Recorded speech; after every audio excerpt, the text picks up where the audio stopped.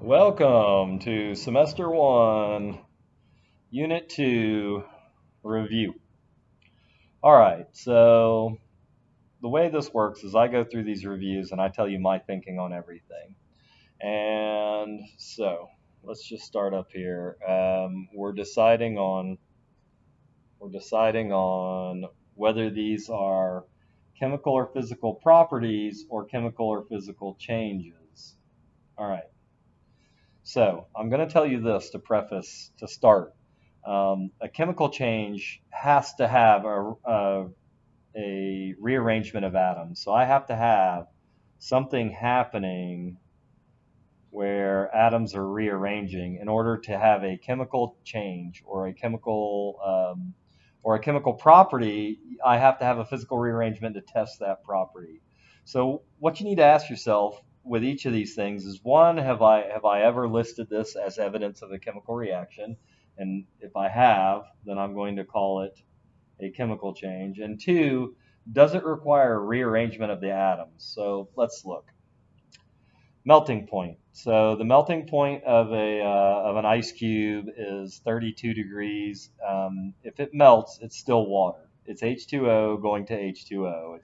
It's literally this: H2O solid going to H2O liquid. Now, there's no rearrangement here. If there's no rearrangement, that's physical. Density. Again, if I put something in a graduated cylinder and weigh it, there's no rearrangement of the atoms. Food digesting. Well, you know that there's acid in your stomach. You know that food doesn't come out looking like food when it's done digesting, so you know a rearrangement of the atoms has occurred. So that is definitely a chemical change. Mass. A mass is weighing something. If I weigh something, I don't have to destroy it or rearrange the atoms of it, so that is physical. Sugar dissolving. Dissolving is one that gets y'all because you see the sugar disappear and you think it's magic or chemistry. It is neither.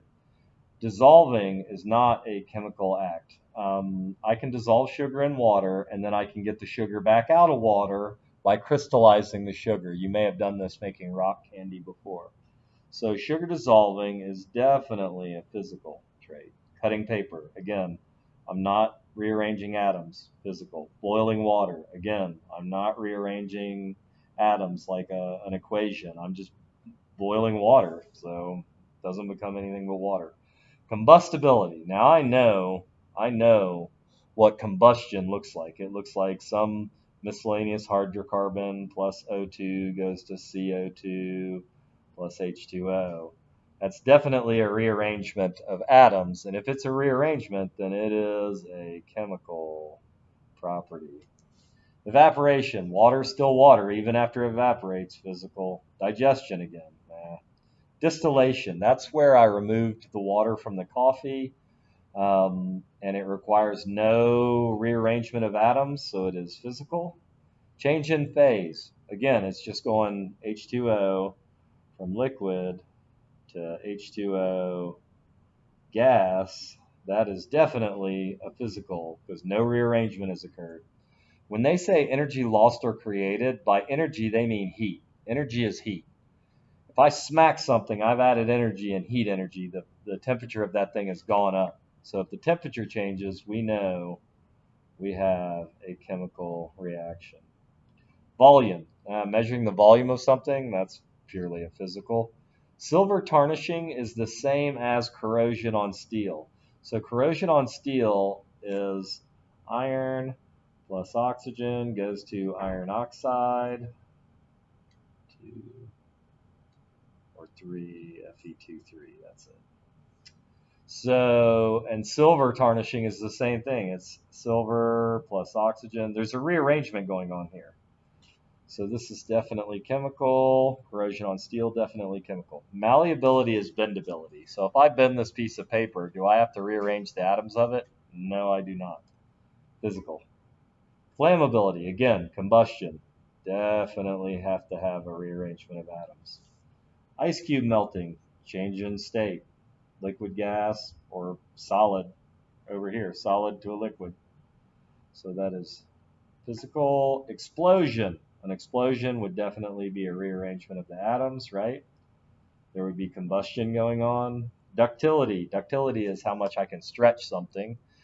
Stretching it doesn't require a rearrangement of atoms, so that is physical. Melting point. Again, an ice cube. If I melt it, it's still water. Texture. Well, this is a smooth table. I didn't have to change any atoms up, so that's physical. Photosynthesis.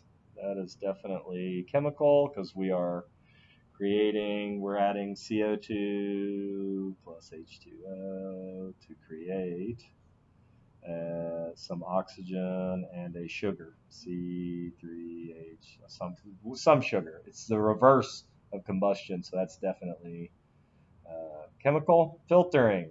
That's, again, if I filter out crystals, that's purely physical.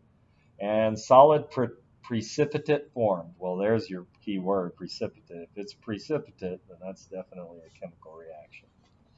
So I hope everybody got one of those. If you have any questions, I'll always be here for you to ask questions. Okay. Balance the chemical equations. Now I'm going to do this just by looking at each side and fixing it, and generally not doing atom counts. Now I suggest you do atom counts, but some of them are easy, right? Like if I have 8 sulfurs here, I know I need 8 here. 8 times 3 is 24, so I know I need 24 oxygens here, so I'm going to put a 12. 12 times 2 is 24. Now I have 24 oxygens. I have 8 sulfurs. Here I have 8 sulfurs, and I have 24 oxygens. So this is balanced. Atom counts, we can do that. Lead and oxygen, especially for this one. I have 1 lead because the subscript here is understood to be 1. If they don't write anything, it's 1. So 1 lead, 1 oxygen. 2 oxygens. 2 oxygens, 1 lead. So I have 1, 2. Here I have 1. And I have 2 oxygens here and 1 oxygen here. So I have a total of 3 oxygens, so 3.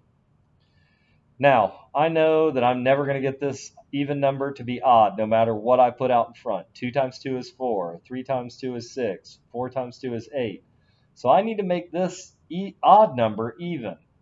And again, I have a 2 here. So 2 times 2 is 4, plus 1 is 5. 2 times 3 is 6, plus is 7. I'm never going to get an even number unless I change this. And the easiest way I know how to change this into an even number is multiply it times 2. So that gives me 2 leads. Now I have 2 oxygens here and 2 here. 2 times 1 is 2 oxygens here. 1 times 2 is 2 oxygens here. So I have a total of 4 oxygens. Now, if ever I see this, these are double of that. My atom counts on the left are half of my atom counts on the right. So what I know is that I need to throw a 2 in here and double all of this. And then now I'm done. 2 leads, 2 leads, 2 leads. 4 oxygens, 4 oxygens. 2, 4 oxygens. That's it. That's how you balance. That's how you balance doing atom counts. I promise I won't give you anything too unruly, but let's look up here. So I've got 4 phosphoruses and 1 phosphorus. So I'm going to fix that. That gives me 12 hydrogens. So I got 12 hydrogens, so I'm going to put a 6 here. So now I got 12 hydrogens, 4 phosphoruses, 12 hydrogens, 4 phosphoruses. So it's just all down to fixing my oxygens. So 4 times 4 is 16. I have 6 here, so I need 10 more from here. 5 times 2 is 10, so I have 10 oxygens here. I have 6 oxygens here. 10 plus 6 is 16. On this side, I have 4 times 4 is 16 oxygens. So I could do atom counts. I could do POH and go, okay, I had 4 and 4. And then on oxygens, I have 10 plus 6 is 16. And on hydrogens, I have 6 times 2 is 12. All right, 4 times 3, I have 12 hydrogens. 4 times 4, I have 16 oxygens, and I have 4 phosphoruses. This all matches up. That is balanced. Okay. Let's see if we can get through this 3rd page really quick. All right. All right, I'm going to do this top one here. All right, so I see something in parentheses on this right side of this equation. It's an NO3 group. I see NO3 groups are right here. They're nitrates. They're charge -1. It's called a nitrate. So that is a common ion. So if it's on the other side in the same form, then I can put parentheses around it. NO3. Now, a lot of y'all are putting parentheses around NO and saying I have 3 groups of it. I do not. I have NO3 groups, and I have 2 of them. So let's put that parentheses all the way around here and say NO3 groups, I have 1 of them, right?